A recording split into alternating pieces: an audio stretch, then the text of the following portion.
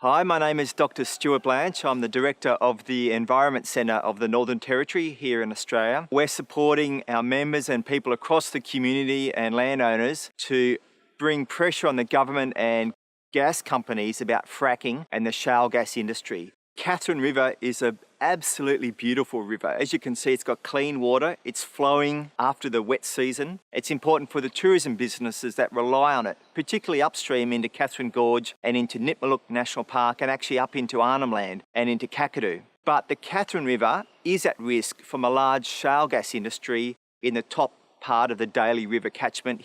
That's because fracking uses millions and millions and millions of litres of water for every frack that happens. A gas well that might last 10, 15, maybe 20 years can be refracked many times. The Katherine and the Daly River are so important in the context of all of Northern Australia and the Northern Territory because this river flows all year round.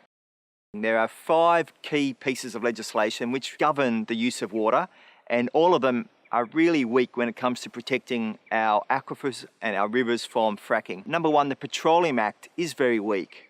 It is very pro-industry. It does not guarantee our water sources are safe from fracking. 2, our Water Act does not actually cover fracking. Gas companies are completely exempt from the requirements to get a licence under the water law. Farmers have to get a water licence when they grow a crop. Pastoralists need to get a water licence if they're irrigating pasture for their cattle. Towns need to get a water licence to get water for people.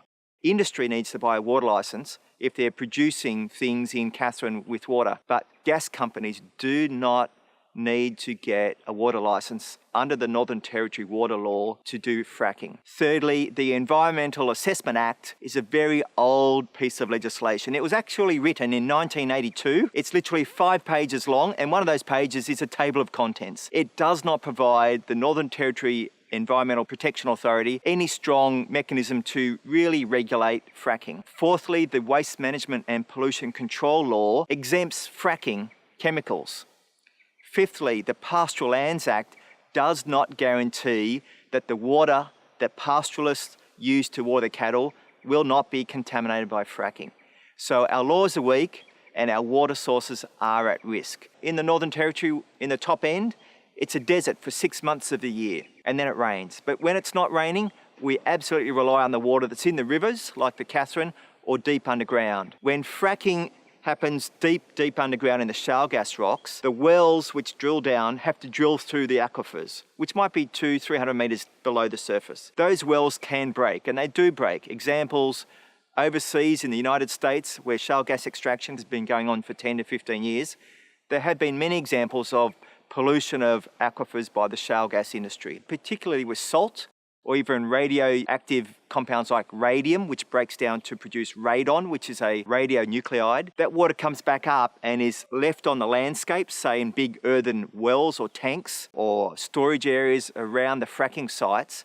If that water is left there and is not treated, it can seep into the ground, and that's happened elsewhere in Australia where these tanks have leaked.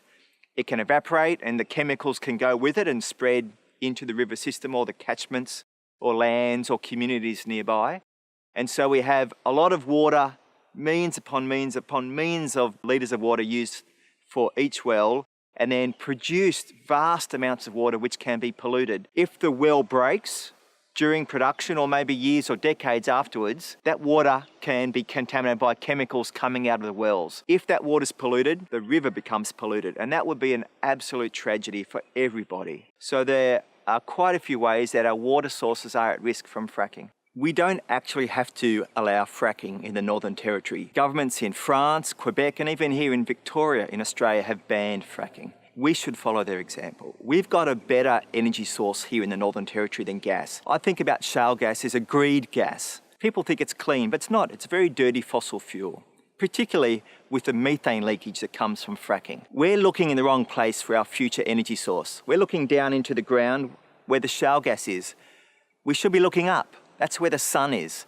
We have a vast amount of renewable energy resources here in the Northern Territory that we don't use.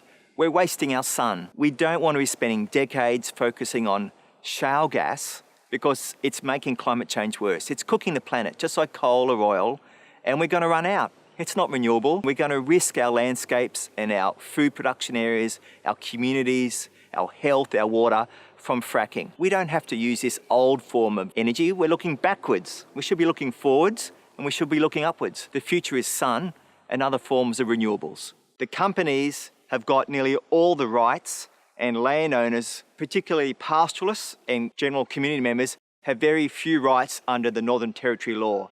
But we actually have a lot of power if we work together, if we take action together to exert our collective desire to keep our country healthy, stop our water being overused and maybe polluted by fracking, stop the methane being released into the climate and contributing to climate change, and protecting our Indigenous cultural sites, the dreaming places for traditional owners, and the fishing and the great aesthetics of the bush here in the Territory. So we may not have a lot of rights, and that needs to be fixed, but we actually have a lot of power if we use it well.